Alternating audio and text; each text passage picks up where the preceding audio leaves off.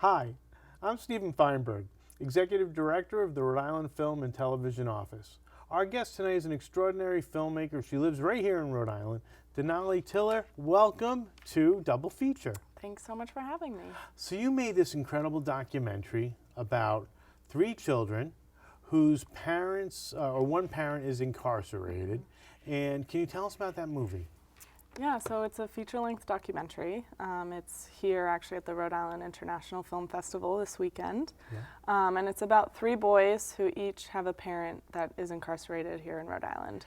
And one of the boys is Trey, the other one is Mason, and the third? Is Dasan. So Dasan. their names are the title of the film. The film is called Trey, Mason, Dasan.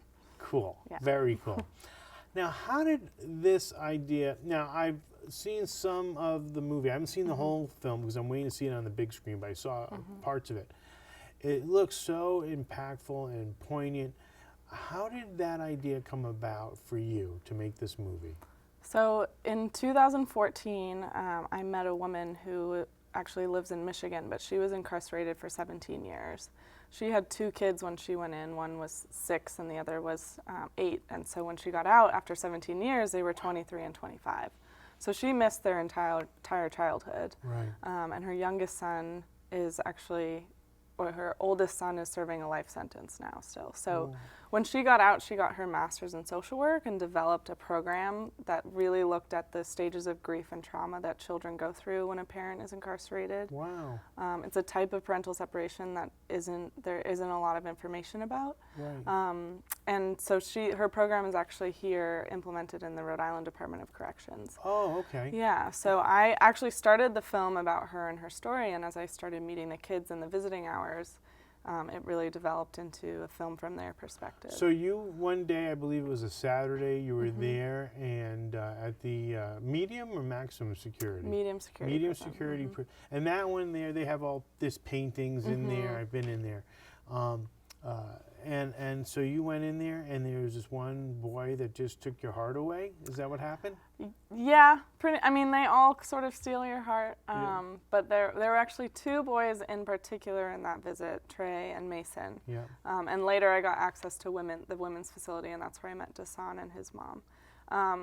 But Mason, who I think you'll be talking to later, he actually came up to me and said, I heard you're making a film, and I have this production company, and it's called TT Media, and so if you need a producer, let me know. And how old was he then? He was 9. I love it. Yeah. So we just hit it off immediately, and still are very close, and he's been a really strong collaborator in the making of this film as well as a subject. Wow. And so how long did you spend making the movie? So Because documentaries can take a long time. It did, and so we were shooting really over 3 years, maybe a little over 3 years, and then it's been 4 years actually this month that we've been working on the project. So we finished in January and have been going to festivals and doing community screenings. And you're getting a very positive response. Yeah. Why don't we do this? Why don't we show the trailer of your movie so the audience knows exactly what we're talking about? Cool. So, Dad, what is the most nostalgic memory of your life? What, like my favorite memory? Yeah. What do you think it is? Me being born. Yeah, yes it is.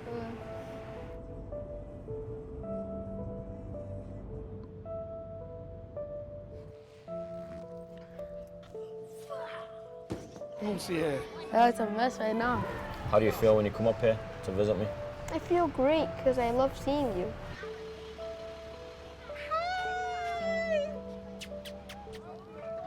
They were gonna give me 3 years probation, and if I messed up, 3 years to serve. Get off me, Trey! Are you mad at me for coming to prison?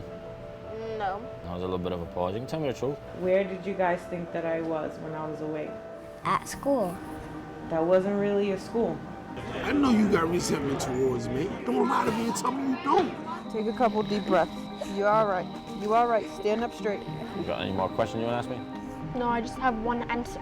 I love you. Love you too, huh?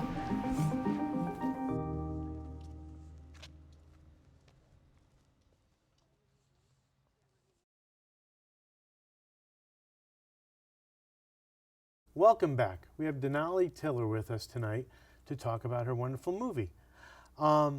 So you spent time with the kids. It's through the eyes of the kids, right? And were the parents cooperative? Was that a challenge at all? They were amazing. I mean, the whole film is really built out of these relationships that I developed with the families. Yeah. And I mean, they're all such amazing parents despite their incarceration, and that's really a big part of the film, is understanding that a parent is important in their child's life, that the parent means something to their child, and that the child means something to the parent. And so these relationships are very, very important. But the parents really became, I mean, part of their amazing parenthood is recognizing how important this was to the kids. And so the kids were really my main to the stories and to the filming. And the parents kind of just played along with that. And then over time, I developed a relationship with them. Trey's dad calls me quite frequently to check in and make sure everything's going well with Trey. And Stephanie, Dasan's mom, actually has been coming to festivals with us. She was released from prison over the course of the film. And these were basically parents of, they're usually either living in either poverty, right? And there's also the you know, if you're a color, if you're a person, an African American, whatever it is, it's also about the justice system, isn't it? Absolutely. I mean, our criminal justice system in America is hugely problematic, and that is built out of these systems of racism in this country, and classism. So, you know, poverty and race have a huge impact on who ends up being incarcerated and for what reasons. And sometimes not having that representation, Yeah, where someone of means would have a better chance of maybe a stronger representation to get something wiped off of their record.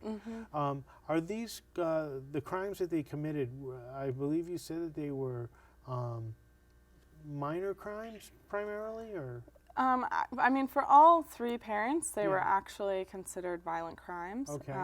But the circumstances for which those crimes were committed are extraordinarily complicated. And in fact, if you look deeply at the record of what happened in each case, it's deeply problematic, especially considering their families and how they were taken from their homes and their children for long periods of time.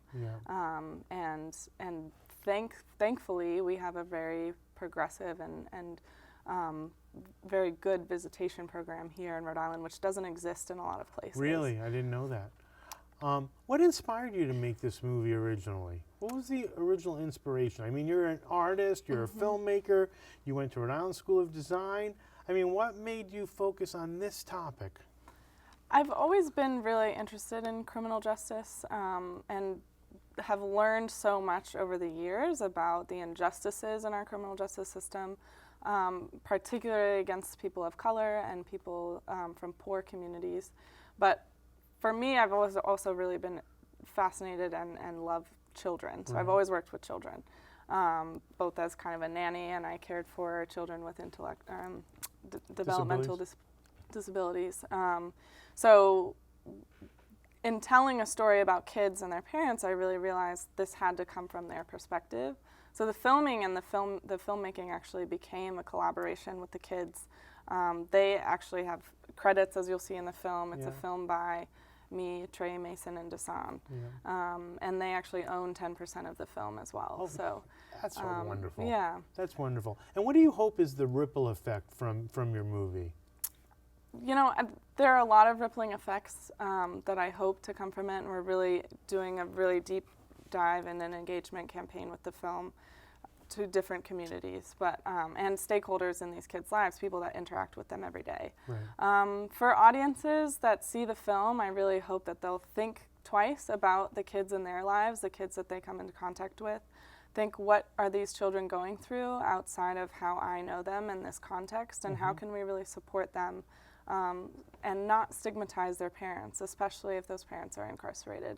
Those crimes and what the parents did and why they're there have nothing to do with the kids, and often that blame is sort of transferred over generationally. And so this is really about healing.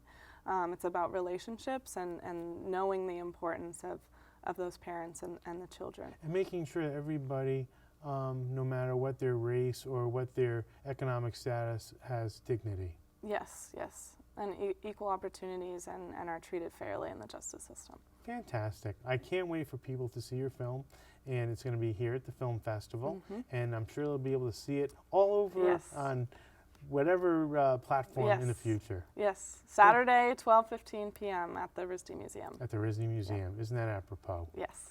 Thank you so much. Thank you so much.